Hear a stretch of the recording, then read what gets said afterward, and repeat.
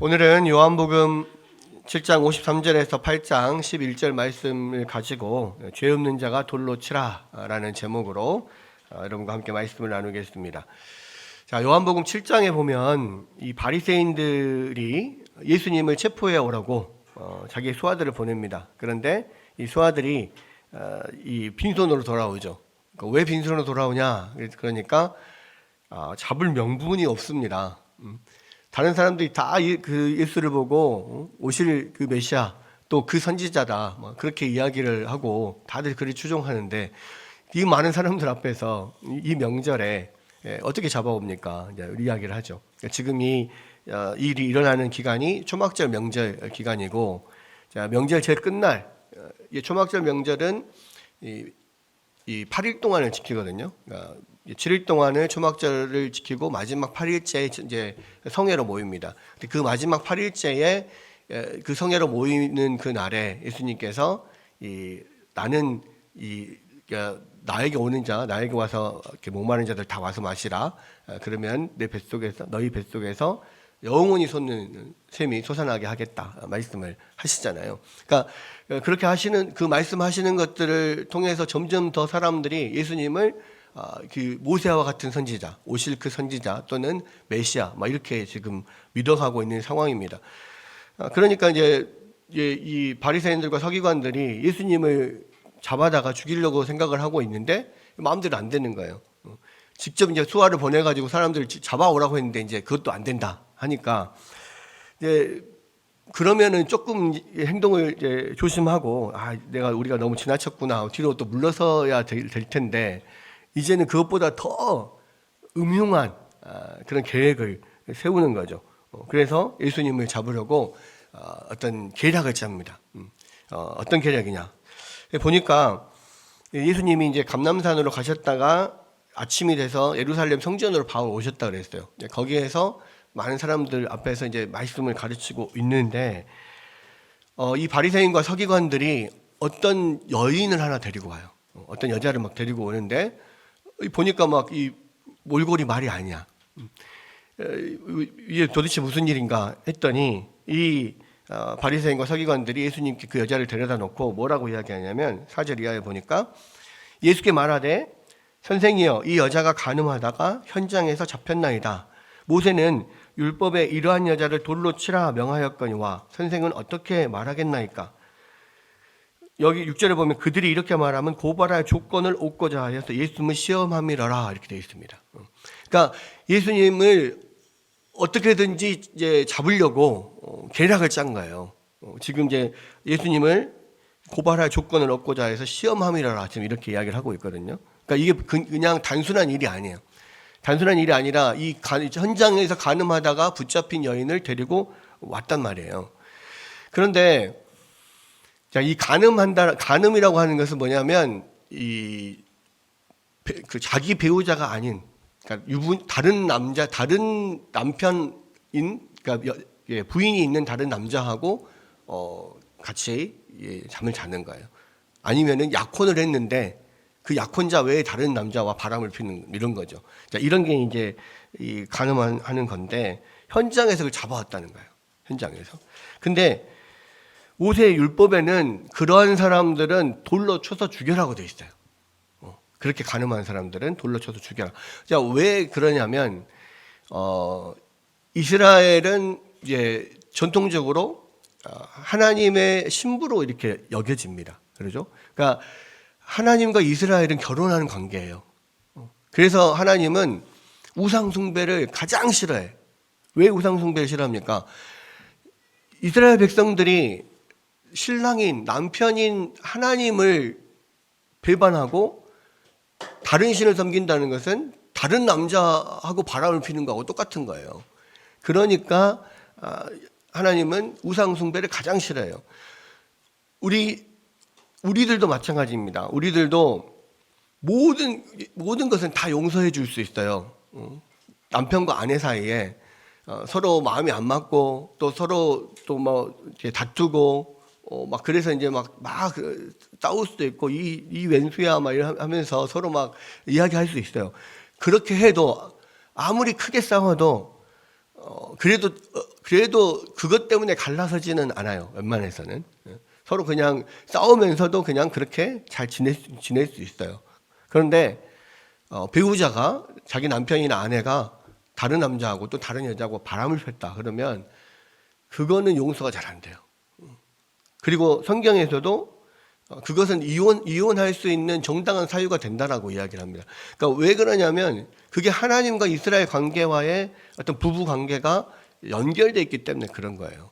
그런 면에서 훨씬 더 하나님께서는 그 간음죄에 대해서 굉장히 크게 하나님께서 이야기를 하시는 거고, 그래서 그러한 사람들은 마치 우상 숭배를 하는 사람들과 같이 돌로 쳐서 죽여라 이렇게 말씀을 하신 거예요.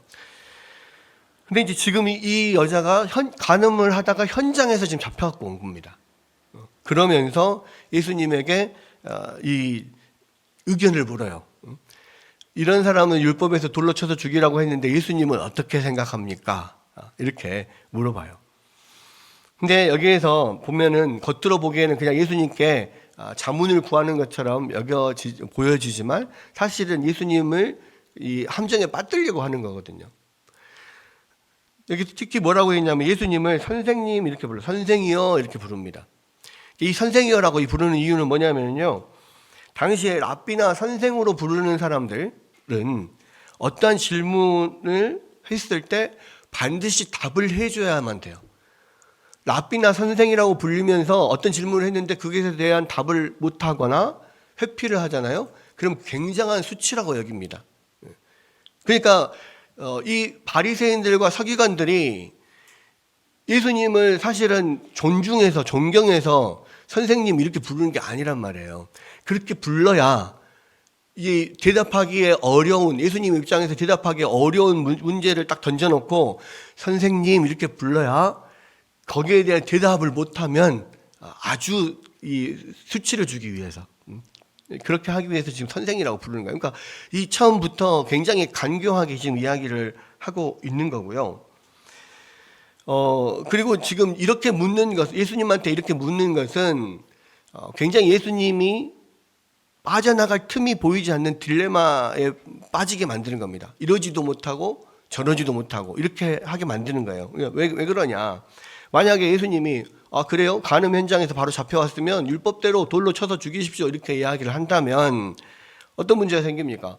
그동안에 예수님께서 많은 사람들에게 대중적으로 인기를 누렸던 이유가 뭐예요? 예수님은 죄인들의 친구다, 소외된 자의 친구다, 뭐 이렇게 소문이 나 있었어요. 그래서 세리들과 함께 식사도 하시고 또 압제당하는 국민들을 위해서 또 그런 소외받는 사람들을 위해서 그렇게 긍휼을 베푸시고 이런 면들이 굉장히 예수님이 인기가 높게 만드는 거거든요. 게다가 지금 서기관과 바리새인들은 자기들은 거룩하게 사는 줄 모르겠지만 율법이라고 하는 무기를 가지고 많은 서민들을 착취하거나 핍박하거나 그런 것들이 있었어요. 그래서 서민들의 입장에서는 굉장히 한편으로는 이들을 존경하기도 하지만 한편으로는 억눌려 있는 그런 상황이란 말이에요. 근데 예수님이 그런 사람들에게 이게 위로하고 또 소망을 주고 막 이렇게 하고 있었는데 지금 봤을 때 이 여자의 몰골을 보면 현장에서 막 잡혀서 끌려오는 사람이잖아요. 그러다 보니까 굉장히 몰골이 말이 아니에요. 추잡합니다. 막 굉장히 그 여인을 봤을 때 머리 막 다 이렇게 풀려가 헤쳐가지고 막 제대로 옷까지도 걸치지 못하고 막 이렇게 끌려서 질질 끌려서 지금 온 그런 상황이란 말이에요. 얼마나 불쌍해 보입니까? 그런데 그렇게 불쌍해 보이는 사람을 율법을 범했으니까 현장에서 바로 돌로 쳐 죽여라 이렇게 말을 하면 많은 사람들의 그동안 얻었던 민심을 싹 다 잃어버릴 수 있단 말이에요. 게다가 그것보다 더 위험한 거는 뭐냐면 지금 이스라엘 백성들은 로마의 식민지 하에 있어요. 근데 로마에서는 이스라엘 사람들에게 자치권을 어느 정도 허용을 했지만 형법상 이 사람을 죽이는 사형은 시킬 수 없게 만들어놨어요. 그러니까 사형을 할 수 있는 권한은 오직 로마 총독에게만 있습니다. 그러니까 이제 나중에 예수님을 십자가에 못 박아 죽일 때 자기들끼리 이 사람은 십자가형에 쳐야 되는 것이 옳습니다. 꽝꽝꽝 이렇게 결정을 해놓고 그 다음에 어떻게 합니까? 빌라도에게 찾아가서 이 사람을 사형시켜달라, 십자가를 매달아 달라고 요청을 해요. 왜? 자기들이 결정한다고 해서 그걸 사형을 집행할 수 있는 권한이 없거든요. 반드시 로마의 총독에게 가서 그거를 허락을 받아야 됩니다. 그런데 만약에 여기서 예수님이 그래 그러면 율법을 범했으니까 돌로 쳐서 죽여라 이렇게 이야기를 하잖아요. 그러면은 이 사람들은 로마 총독에게 예수님을 고발할 수 있는 거리를 잡게 되는 거죠. 그래서 이 눈에 가시 같은 예수님을 죽이려고 생각을 합니다. 그렇게 만약에 율법대로 그렇게 하라 하면 이렇게 민심도 잃어버리고 로마 법에 걸리게 되고 문제가 생기죠. 근데 반대로 그러면 이 연약한 이 여자가 아마도 무슨 오해가 있을 수도 있다. 그러니까 용서해 주자. 만약에 이런 식으로 이야기를 한다면 어떻게 됩니까? 바리새인과 서기관이 이제 바로 네가 율법을 지킨다고 하면서 왜 하나님의 법을 어기냐? 그러면서 율법에는 분명히 이런 여자를 돌로 치라고 했는데 왜 너는 치지 말라고 하냐? 무슨 권한으로 율법을 어기냐? 그러면서 이제 또 예수님을 잡아가서 자기들 마음대로 할 수 있는 그러한 어떤 계략을 짠 거죠. 그러니까 돌로 치라 하지도 못하고 돌로 치지 말라고 하지도 못하고 자기들 생각에는 꼼짝없이 이렇게 하든 저렇게 하든 꼼짝없이 예수는 걸려서 이제는 우리가 잡아서 넘길 수도 있다. 로마에 넘기거나 우리가 처리하거나 둘 중 하나 할 수 있다라고 생각을 한 거예요.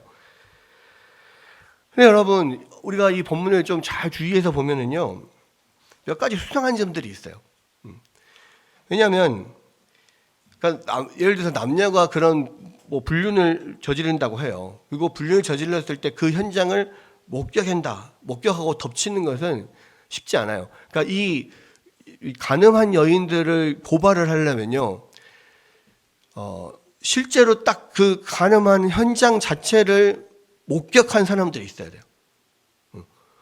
그래서 그 현장에서 그걸 목격하고 그걸 이렇게 데리고 와야 되는데 이 세상에 간음을 하는 사람들이 다른 사람이 볼 수 있도록 문을 열어놓거나 내지는 그런 곳에서 간음을 행한 사람이 아무도 없거든요.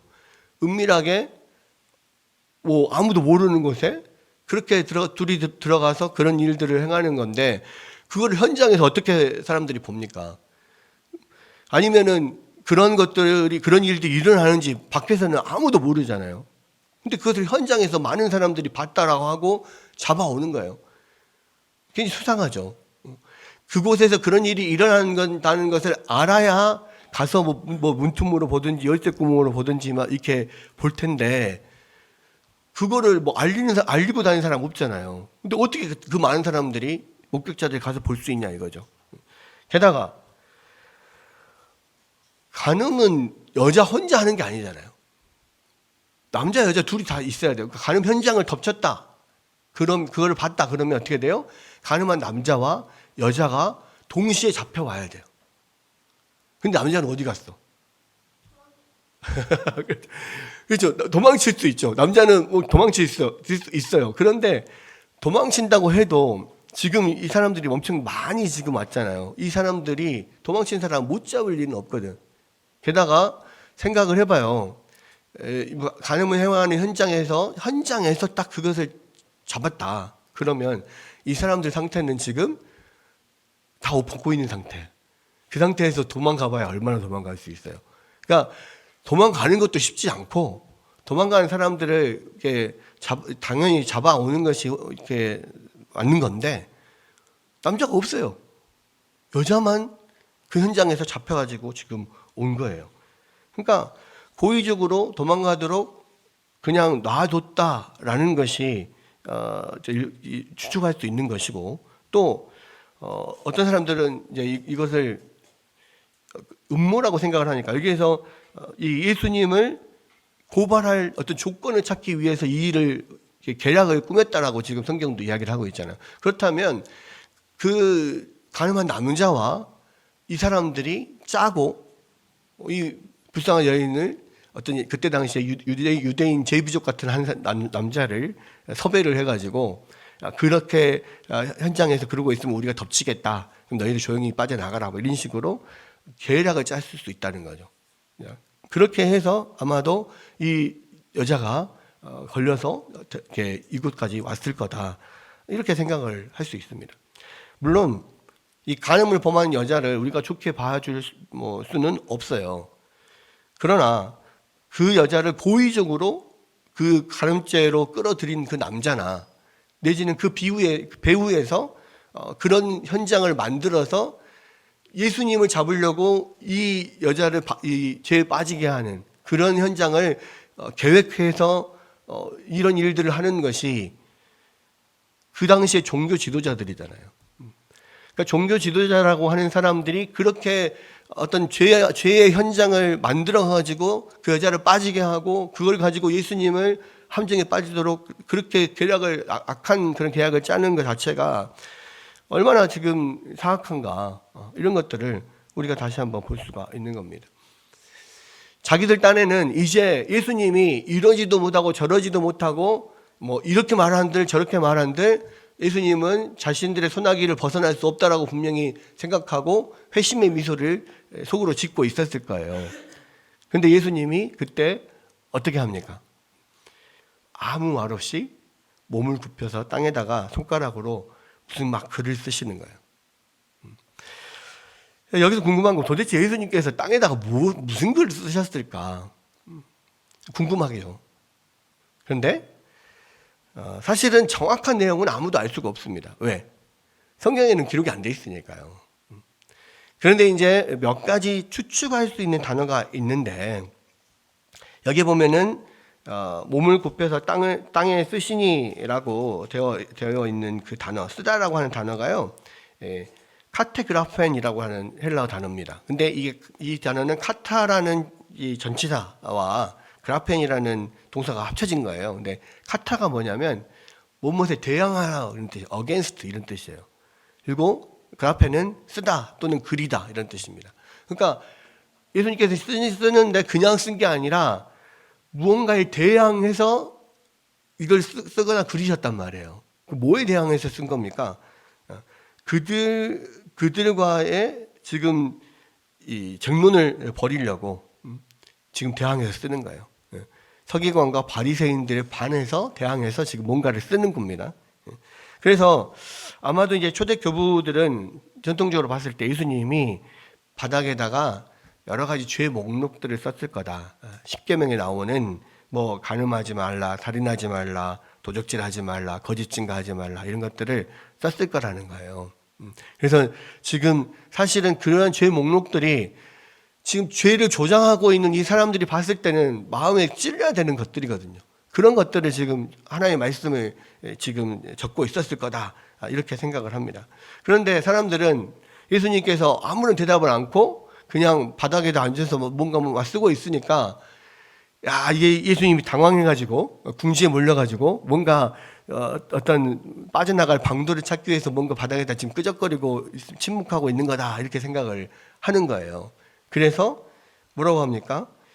계속 묻기를 맞이하지 않느니라. 그러니까 계속 채근한 거예요. 아니 말씀 좀 해보세요. 이거 돌로 쳐야 됩니까? 말아야 됩니까? 막 계속 그렇게 이제 채근을 하는 거죠. 근데 예수님은 이제 조용히 글을 쓰고 계시다가 일어나셔서 그 채근하는 무리들에게 뭐라고 말씀을 하시냐? 너희 중에 죄 없는 자가 먼저 돌로 치라 이렇게 이야기합니다. 근데 이제 죄 없는 자가 먼저 돌로 치라는 것은 뭐냐면요. 이렇게 이제 그때 당시에 율법에 따라서 돌로 쳐서 죽이는 어떤 범죄를 저질렀을 때 증인들이 그 증인이 되는 사람이 먼저 돌을 들어서 칩니다. 그러니까 이 사도 바울이 스데반을 죽일 때 옷을 맡았다 그랬잖아요. 그 옷 맡은 사람이 동일하게 증인이라는 이야기거든요. 사도 바울이 스데반을 죽일 때 증인 역할을 했어요. 먼저 돌을 친단 말이에요. 근데 여기서 너희 중에 죄가 없는 자가 먼저 돌로 쳐라 이야기를 하니까 지금 이 여인을 고발하려고 왔던 사람들 마음에 양심의 가책을 느끼기 시작하는 거죠. 여기서 보니까 뭐랍니까? 그들이 이 말씀을 듣고 양심의 가책을 느껴서 어른으로 시작하여 젊은이까지 하나씩 하나씩 빠져나가고 오직 예수와 그 가운데 섰는 여자만 남았더라. 물론 이 여자를 주동해서 그렇게 계략을 짜서 막 데리고 온 바리새인과 서기관들과 함께하는 동조하는 사람도 있었을 겁니다. 그리고 그 외에도 많이 그때 당시에 예수님께서 말씀을 가르치고 있었을 때니까 주위를 둘러싸고 있는 많은 사람들이 분명히 있었을 거예요. 그런데 어른으로부터 아이까지 한 사람씩 한 사람씩 양심의 가책을 느끼고 다 빠져나가요. 그러니까 증인이 되는 사람이 먼저 돌로 쳐야 되는데 생각을 해보십시오. 지금 그 여자를 고발해서 데리고 온 사람들이 자기들은 지금 자기들이 그 계략을 꾸며가지고 그 여자를 그 계략에 빠지게 만들어서 간음하게 만든 거거든요. 그리고 그것을 한 목적은 예수님을 함정에 빠뜨리기 위해서 이걸 한 거예요. 근데 예수님의 이 말씀을 딱 듣고 보니까 아무도 내가 증인입니다 라고 나설 수 있는 사람이 없는 거예요. 자기가 했던 죄가 지금 다 떠오르는 거죠. 그뿐만 아니라 그것을 주동했던 사람들뿐만 아니라 주위에 있는 모든 사람들이 다 하나씩 하나씩 다 자기가 그동안 저질렀던 죄들이 다 하나씩 하나씩 생각이 나요. 똑같이 이 여자가 간음한 것 같이 자기도 사실은 옛날 간음한 적이 있어. 자기도 음란한 여러 가지 일을 한 적이 있어. 자기 몰래 도둑질 한 적도 있고 다른 사람 거짓말 한 적도 있고. 지금 십계명에 나오는 살인하지 말라, 간음하지 말라, 거짓 증거하지 말라, 탐내지 말라, 그런 많은 인간에 해당하는 죄악들이 있잖아요. 예수님이 그것을 다 바닥에 쓰고 있다고 했잖아요. 그것을 바닥을 보니까 자기 죄가 다 생각이 나요. 그러니까 아무도 너희 중에 죄 없는 자가 먼저 돌로 치라라고 한 그에 나는 죄 없습니다라고 말하고 여자를 돌로 칠 사람이 아무도 없는 거예요. 다 그러니까 그 말씀에 떠나가는 거죠. 여러분 만약에요 어쩌면 예수님의 입술에서 이런 말씀이 안 나왔다면 진짜 양심에 화인 맞은 사람들이 나는 죄 없어요 하면서 진짜로 돌 들어서 던졌을 수도 있을 거예요. 이 시대의 사람들 앞에서 너희 중에 죄 없는 사람들이 먼저 돌로 치라 하면 나 죄 없어요 하고 그냥 돌로 칠 사람이 정말 양심에 하인 맞은 사람들이 있을 수도 있어요. 근데요 예수님의 그 말씀은 우리의 심령 가운데 깊이 들어와 버려요. 예수님이시니까. 예수님은 하나님이시잖아요. 너희 중에 죄 없는 자가 먼저 돌로 치라. 이미 불꽃 같은 눈으로 하나님 다 보고 계시잖아요. 우리 안에 얼마나 사악한 것들이 들어있고 얼마나 남들이 보지 않는 그런 곳에서 이 죄를 범하는지를 다 알고 계셔요. 그러니까 그 예수님의 그 말씀이 가시는 마음의 심령에 확 들어와가지고 아무도 자기가 죄 없다라고 부인할 수가 없는 거예요. 사실은요 이 요한복음은 계속해서 지금 어떤 식으로 구성이 되냐면 앞부분에 어떠한 대표적인 사건이 하나 나와요. 그리고 그 사건을 가지고 예수님이 그 사람들하고 막 논쟁을 하는 것으로 이어져 가는 그런 식으로 계속 구성이 되어 있습니다. 베데스다 연못에서 38년 된 병자를 고쳐주시고 그것 때문에 안식일에 대해서 막 논쟁하고 또 예수님이 하나님이라고 하는 것에 대해서 막 논쟁하고 그렇게 연결되잖아요. 또 오병이어 사건이 먼저 일어나고 6장에서 그리고 거기에 대한 이 생명의 떡에 관한 부분들을 계속 또 이야기를 하잖아요. 계속 그런 식으로 지금 요한복음 구성이 되어 있단 말이에요. 그러면 이 요한복음 8장도 이 간음한 여인, 이 현장에서 잡혀온 간음한 여인 사건을 가지고 예수님께서 말씀하고자 하는 바가 있어요. 그게 뭐냐? 오늘은 읽지 않았지만 바로 12절에 뭐라고 나옵니까? 예수께서 또 말씀하여 이르시되 나는 세상의 빛이니 나를 따르지 않는 자는 어둠에 다니지 아니하고 생명의 빛을 얻으리라. 그러니까 이 말씀과 연결이 되는 거예요, 사실은. 예수님이 빛이신데요. 예수님이 따르면 생명의 빛을 얻어요. 그런데 그 예수님의 빛이 비치는 곳마다 어둠이 드러나요. 지금 예수님께서 너희 중에 먼저 죄 없는 자가 돌로 쳐라 라고 말했을 때 그 음성이 마치 엑스레이 광선처럼 듣는 모든 사람들의 심령을 꿰뚫어 버리는 거예요. 그래서 자기 속에 있는 악한 것들을, 자기 속에 있는 죄를 보기 시작하는 거예요. 여러분, 예수님의 말씀은요, 그런 효과가 있어요. 우리가 주일마다 와서 예수님 말씀을 듣잖아요. 그 말씀을 들을 때 그 말씀이 정말로 생명의 빛으로 내 마음속으로 비치잖아요. 그러면 우리 안에 있는 모든 죄악들이 싹 드러나게 만들어요. 아, 내가 정말 하나님 앞에 이런 죄인이구나. 결국 나는 이 죄를 감당할 수가 없구나. 그러니까 예수 그리스도께서 나의 죄값을 치러주셔야만, 또 예수 그리스도께서 나의 불순종을 대신 순종으로 갚아주셔야만 내가 살아날 수 있구나. 내가 구원받을 수 있구나. 이거를 항상 느끼게 되는 거예요. 그러니까 말씀 앞에 선자들은요, 그냥 하나님 잘못했습니다 엎드릴 수밖에 없어요. 아무도 너희 중에 먼저 죄 없는 자가 돌로 쳐라 했을 때 아무도 돌을 들어서 칠 사람이 없어요. 그 돌을 들면 어떻게 해야 됩니까? 예수님의 그 엑스레이 같은 그런 음성을 확 들으면 자기 속에 죄가 발견되는데요. 그럼 그 돌을 들어서 남을 칠 수 있어요? 남을 칠 수 없어요. 자기를 치게 되는 거예요. 주님, 내가 죄인입니다. 내가 잘못했습니다. 여러분, 교회 다니면서요, 나는 아무것도 잘못한 게 없어. 다 다른 사람이 잘못한 거야. 이런 사람들은 하나님의 말씀이, 예수님의 말씀이 그 심령 가운데로 들어가지 않는 사람이에요. 여러분, 우리는 아무도 남 탓할 수가 없어요. 아무도 남이 잘못했다라고 정죄하고 비방할 수 없어요. 왜? 예수님의 그 말씀이 내 마음에 비치잖아요. 그러면 나는 그것보다 훨씬 더 큰 죄가 내 안에 있는데 내 주제에 어떻게 다른 사람을 비난하고 정죄할 수 있습니까? 그 예수님의 빛 앞에서. 여러분, 이게 예수님의 말씀이에요. 그래서 예수님은 생명의 빛이라고 말하는 것이 바로 이거예요.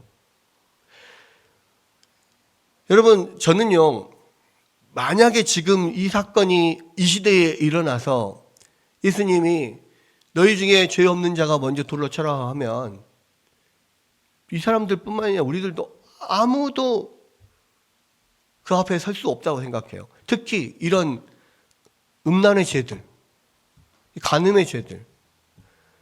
여러분, 이 시대가 어떤 시대입니까? 이 시대가요, 정말 음란하고 악한 세대라고 많은 사람들이 이야기하죠. 근데 실제적으로요, 이 시대가 엄청나게 그런 성적으로 타락한 시대가 지금 되어가고 있어요. 여러분, 간통죄가 없어진 거 아시죠? 간통죄가 뭡니까? 남편이 있고 아내가 있는 사람들이 바람이 나서 바람을 피웠다. 옛날에는 그게 들키잖아요. 그럼 형사처벌을 받았어요. 형사처벌. 근데 지금은요, 형사처벌을 받지 않아. 왜?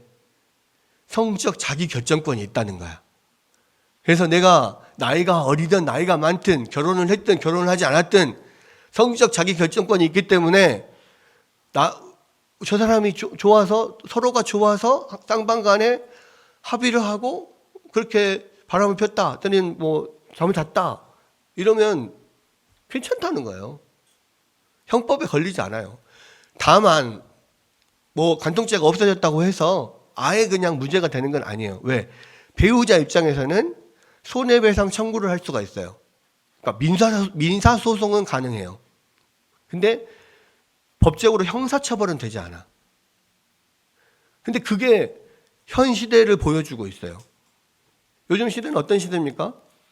동성애자들이 자기가 성적 소수자의 인권을 주장하면서 법적으로 차별금지법 이런 것들을 만들어가지고 법적으로 차별하지 못하도록. 만약에 법적으로 내가 동성애를 한다고 해서 뭐 거기에 대해서 뭐라고 하면 그 법률상 형법 위반이 되게 만드는 법을 지금 추진하고 있어요. 이 나라에서. 그리고 아이들에게도 그런 거를 막 가르쳐요. 가르치려고 막 하고 지금 일반 교육 현장에서 그게 들어와 있단 말이에요. 요즘에는 눈만 돌리면은 뭐 클릭만 몇 번 하면 여러 그런 영상들이 막 떠요. 그래서 요즘에는 야동 한 번 안 본 사람이 없을 정도로 일단 뭐 어린 아이들은 뭐 그런 거 모르겠지만 뭐 요즘에는 뭐 모른다고 하지도 할 수도 없죠. 어쨌든 성인이 된 사람들 중에서는 그런 거를 나는 결백하다라고 주장할 수 있는 사람이 단 한 사람도 없어요. 여러분 근데요, 심지어는 또 어떤 일이 있습니까?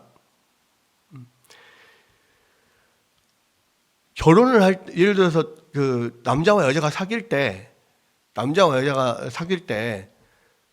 서로 좋으니까 좋아하면 같이 잠을 자요. 근데 거기에 대해서는 아무런 죄책감이 없어요. 성경에서는 오직 부부 안에서만 그게 허용이 되는 거예요. 부부 관계 안에서만. 근데 심지어는 크리스찬들도 혼절, 순결 뭐 이런 거에 대해서는 별로 뭐야, 옛날 구시대 유물처럼 그렇게 생각을 한단 말이에요. 근데 그러한 시대에 예수님께서 오셔서 이렇게 말씀하시고 이런 상황 가운데 있으면 우리가 그 앞에 누가 떳떳하게 나는 괜찮습니다라고 할 사람이 누가 있겠냐 이거. 근데요, 여러분 이 일이 아까 제가 말씀드렸던 것처럼 음행에 관한 것은 하나님의 우상 숭배와 연결이 돼 있어요. 그래서 사실은 굉장히 큰 죄예요. 이 세상에서는 그것을 아무것도 아닌 것처럼 이야기를 해요. 근데 성경에서는요, 그건 가장 큰 죄 중에 하나예요. 그리고 심지어는 뭐라고 이야기하냐면 다른 죄는 다 내 몸 밖에서 범죄하는 것이지만 이 성적인 죄는 내 몸 안에 범죄하는 거라고. 내 몸에 범죄를 하는 거라고. 그래서 이것은 악하다. 성경은 그렇게 이야기합니다. 여러분 그래서 이 시대는 아무렇지도 않은 죄책감을 전혀 느끼지 않는 그런 죄인데요. 그런 것인데요. 하나님 앞에서는요. 엄청나게 큰 죄예요. 우상 숭배에 비견할 만한 그런 죄인 거예요. 근데 요즘 시대에는 그것을 전혀 죄라고 여기지를 않고 있고 느끼지를 못해요. 근데 그것이 우리의 양심의 화인을 맞아가는 겁니다. 이 시대는 그런 부분에 있어서 양심의 화인을 맞아가고 있는 세대예요. 어린아이부터 어른들까지. 근데 여러분 그거 아십니까? 예수님은 그러한 모든 죄들 때문에 예수님이 십자가에서 죽으신 거예요. 여러분의 그 마음 가운데 죄라고 생각하지 않은 그 죄악 때문에 예수님께서 십자가에 죽으신 거라고요.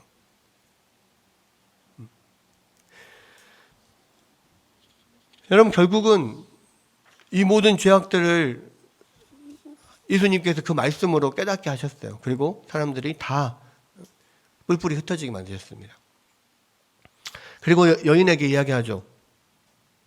정죄한 자가 있느냐? 아무도 없습니다. 그래, 나도 너를 정죄하지 않겠다. 다만 가서 다시는 이런 죄를 범하지 말아라. 이렇게 이야기를 합니다. 여러분, 예수님은 그러한 정말 돌에 맞아 죽어야 될 현장에서 잡힌 그런 가늠한 여인도 용서를 해주신 분이에요. 그래서 정말 너무 감사하다, 너무 은혜롭다 이렇게 하고 넘어갈 수 있습니다. 근데 예수님이 그냥 용서해 주신 건가요? 만약 예수님은 하나님이시잖아요. 하나님의 성품은 공의와 사랑을 동시에 가지고 있습니다. 사랑의 하나님이시지만요, 공의의 하나님이셔요. 공의의 하나님은 무엇입니까? 죄를 범한 사람들의 죄를 넘어가지 않는 거예요. 그 사람은 죄를 공의로운 재판관, 정의로운 재판관은 죄인들은 이 사람은 죄를 지었다 하고 죄를 진 만큼 벌을 주는 것이 공의로운 재판관이에요. 그죠? 근데 하나님은 공의로운 재판관이잖아요. 예수님은 하나님이시잖아요. 그러면 이 여자를 그냥 용서해 주는 것이 과연 공의로운 재판관입니까? 사랑의 주님인 거 알아요. 그 여인을 사랑해서 용서해 주셨다는 것도 알아요. 근데 그냥 용서해 주면 어떡해? 공의롭지 않은데. 그럼 예수님은 자기 모순에 빠지는 거잖아. 그 여인을 그래 나도 너를 정죄하지 않겠다 용서해 주시는 것은 그 죄값을 누가 치르시는 거예요? 예수님이 대신 치르신 거예요. 이렇게 용서해 주시는 것은요, 자신이 곧 지실 십자가를 생각하고 용서해 주시는 거예요. 예수님이 지금 어떤 시간별로 봤을 때요, 지금 요한복음 8장쯤 오면 이제 예수님이 십자가에서 못 박히실 날이 1년도 남지 않았어요. 예수님은 이 여자를 위해서 십자가를 지실 그것을 생각하고 이 사람을 용서해 주는 거예요. 그냥 용서해 주는 게 아니라고요. 하나님은 공의로운 분이시니까 그 죄에 대한 죄값은 반드시 물어요. 그런데 예수님이 그냥 용서해 주셨어요. 왜요? 그 죄값을 당신이 지시려고. 원래는 이 여자가 돌에 맞아 죽어야 되거든요. 그게 하나님의 법이에요. 그런데 예수님이 대신 돌에 맞겠다는 거예요. 대신 십자가에서 자기의 육신을 찢어서 그렇게 그 죄값을 갚겠다는 거예요. 용서받은 입장에서는요, 쉽게 용서받습니다. 근데 예수님 입장에서는요, 용서해 주는 사람 입장에서는 자기 생명을 던져서 용서해 주는 거라고. 우리는 하나님께서 그래요. 회개하기만 하면 내가 용서해 주겠다고 말씀하셔요. 우리는 회개하면 되지. 그러니까 많은 사람들이 그렇게 생각합니다. 아유, 뭐 크리스찬들은 좋겠어. 죄 짓고 회개하고 죄 짓고 회개하고 또 회개하면 되지 뭐. 이렇게 생각합니다. 우리는 쉽게 그것을 용서를 얻는 것 같죠. 근데 하나님 입장에서는요, 우리의 죄를 용서하기 위해서 자기 아들을 십자가에 못 박아야 돼요. 예수님 입장에서는요, 여러분의 죄를 용서해 주기 위해서 그 십자가의 모진 고통을 다 견뎌내야 되는 거예요. 그 값으로 여러분의 죄가 용서가 되는 거예요. 공의의 하나님은 절대로 죄를 그냥 용서해 주지 않아요. 반드시 죄값을 치르게 만듭니다. 그런데 그거를 우리가 못 치르니까 예수님이 대신 치러주신단 말이에요. 그래서 여러분, 우리가 죄를 짓고 하나님 앞에 아이고 또 죄를 지어버렸네 하나님 용서해 주세요. 아이고 또 죄를 지어버렸는데 하나님 용서해 주세요. 이렇게 계속 반복해서 죄를 짓고 회개하고 죄를 짓고 회개하고 하는 사람들은요, 예수님은 그때마다 계속 십자가에 못 박는 거예요. 아이고 죄송합니다. 죄송합니다. 제가 잘못했습니다. 다시 그러지 않겠습니다. 예수님은 그것 때문에 십자가에서 자기 몸을 찢겨셔야 된다고요. 근데 그렇게 쉽게 회개하고 쉽게 죄를 범하고 그렇게 반복하는 게 됩니까? 여러분, 우리가 왜 자꾸 죄를 반복할까요? 반복해서 질까요? 그 죄의 대가를 예수님이 십자가에서 받으신다는 것을 우리가 절실하게 느끼지 못하기 때문에 그래요. 우리의 모든 죄악은요, 하나님 보시기에 정말 그 죄를 참을 수 없는 죄악들이에요. 여러분, 십계명에서 하나님께서 뭐가 죄인가를 다 말씀해 주셨잖아요. 부모를 공경하지 않는 거, 제5계명 뭐예요? 부모를 공경하라 그랬잖아요. 부모를 공경하지 않고 부모에게 효도하지 않는 것도 죄예요. 여러분이 부모님 말씀 안 듣고 불순종하고 효도하지 않고 이런 것 때문에 예수님이 십자가에 못 박히는 거라고요. 살인하는 거 입술로만, 아니 손으로만 살인합니까? 몸으로만 살인합니까? 입술로도 살인해요. 사람들에게 상처 주고 막 안 좋은 말하고 욕하고 이런 것 때문에 예수님이 십자가에 자기 몸을 찢기시는 거라고요. 거짓말하는 거, 탐내는 거, 간음하는 거, 음행하는 거 이런 것 때문에 지금 계속 예수님이 십자가에서 그 몸을 찢기시는 거예요. 근데 우리는 그냥 아무렇지도 않은 것처럼 그렇게 살아요. 여러분, 우리는 하나님처럼 거룩하기 어렵죠. 우리는 여전히 죄악 가운데 계속 있고 죄의 유혹을 받고 또 쉽게 넘어지고 그렇습니다. 우리가 완벽하게 거룩할 수는 없어요. 그런데 적어도 우리가 계속 반복해서 죄에 넘어지는 것에 대해서는 우리가 유의하고 늘 그 부분에 대해서 하나님 앞에 정말로 회개하고 다시는 그런 일을 저지르지 않도록 노력하는 게 필요해요. 예수님께서 그랬잖아요. 나도 너희를 정죄하지 않겠다. 용서하겠다. 그러나 다시는 이런 죄를 범하지 마라. 예수님이 그렇게 말하면 이 여인이 다시는 그런 죄를 범하지 않을 거라고 확신하고 그렇게 말씀하시는 걸까요? 아니요. 이 여인은 또 언젠가 또 넘어질 수 있습니다. 100% 우리에게 다시는 범죄하지 말라고 하면 진짜로 다시는 범죄하지 않을 거라고 생각하지는 않으실 거예요. 그런데 한 가지, 우리가 다시는 죄를 범하지 않도록 노력할 필요는 있어요. 그럼 어떻게 해야 되냐? 우리가 죄를 지을 때마다 그 십자가를 바라봐야 돼요. 나의 이 죄 때문에 예수님이 십자가에 돌아가신 그것을 바라봐야 돼요. 거기서 흘리신 그 고통과 피와 눈물과 땀을 우리가 봐야 돼요. 그러면 완벽하게는 아니더라도 우리가 같은 죄를 계속해서 아무 생각 없이 범하지는 않을 겁니다. 여러분, 오늘 이 이야기는요, 간음하다 현장에서 잡힌 그 여인의 이야기가 아니에요. 우리의 이야기예요. 왜? 너희 중에 아무도 죄 없는 사람 없다 이거예요. 너희 중에 죄 없는 사람이 먼저 돌을 들어서 쳐라 그랬잖아요. 아무도 없었잖아요. 그 이야기 뭡니까? 우리에게 지금 이 순간 이 교회에 와서 예배드리고 있는 여러분들에게도 그 아무도 죄가 없는 사람이 없어요. 당장 지난주만 돌아봐도 그래요.